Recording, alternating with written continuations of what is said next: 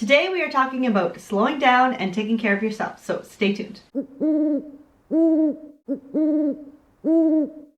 and welcome back to my channel. Today we are going to be talking about a slow down day. Now my friend Pamela told me about her friend who did this and I thought it was the most fantastic idea. And this was at the very beginning of the lockdown and my life was so busy. It's still really busy with a bunch of kids at home, but I was just going and going and going and didn't feel like I had any break. And this slow down idea was so wonderful. It just made me feel like, even the idea of it had me dreaming of doing this at least once a month. Now it doesn't have to be a whole day where you slow down. It could just be little tiny bits within your day. This lockdown has been super crazy. Especially us women, we tend to take on all the roles. We've always just done it all. That's never been truer than during lockdown. So self-care has never been more important. So what could a slow down day or a slow down hour or even 15 minutes look like for you? So think about what relaxes you. What do you do to relax? What's your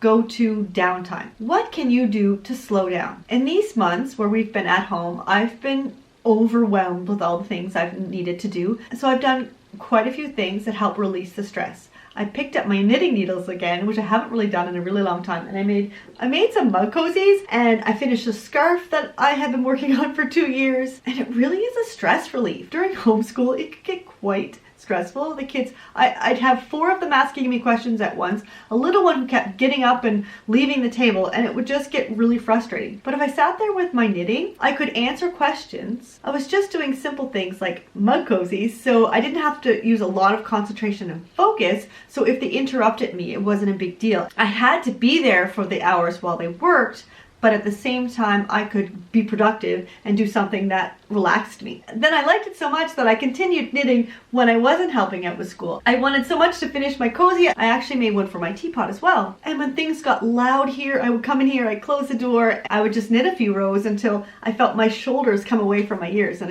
until I felt better. And I also usually had a cup of tea. My tea really helps calm me as well. It's just a ritual that I really enjoy and it tastes really good. Another thing that I've made into a weekly habit is my Friday night bubble bath. Now sometimes there's bubbles in the bath and bubbles in my champagne glass. Other times I'll just take a cup of tea, and what I'll do is I'll just put on a movie or a TV show. I don't watch a lot of TV, so it was a big treat for me to take those into the bathroom, have a nice fluffy towel, bubbles, or maybe I'll put some essential oils in. A couple of times I had this bath bomb with rose petals, and I would just soak in the hottest water I could stand, and I would stay in there as long as I wanted. My husband put the kids to bed, and then when I was done, it was like the stress of the week sort of went down the drain with the water, and afterwards I'm warm and sleepy and I crawl into bed with my favorite pajamas, and I always have a really good night's sleep on Friday night. Another thing that's been helping me during the lockdown is reading. I read a lot. It's mostly audible, and while I'm doing dishes or I'm out walking or cleaning or when the kids are busy, I always have a book on the go in my ears. Keeps me sane, to be honest. And I think I've said before that I will go to the bathroom but not actually go to the bathroom, and I'll hide in there and read. And I think I finished, how many?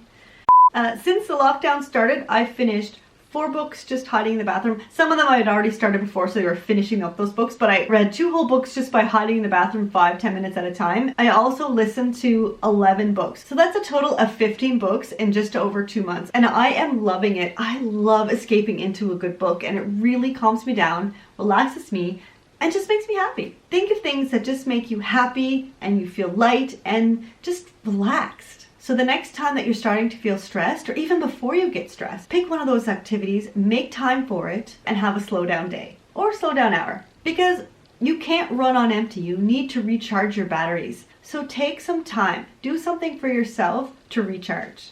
Let me know in the comments below what you like to do to relax. If you like this video, give it a big thumbs up. I do 2 videos a week on Sundays. It's usually chats like this where we talk about motivation and organization. Next week, we're going to be talking about June goals. Your goals have probably changed. In January, when you set your resolutions, you probably didn't think that you were going to be at home for months at a time. So we're going to talk about that next week. In the meantime, you can watch this video here. It's about the benefits of routine. But don't forget to subscribe so you don't miss a thing. You can also hit that notification bell and you will know exactly when next week's video and every other video comes out. You can click here on my little face to subscribe. Here are 2 more videos that I think you will like. Have a fantastic day and happy planning!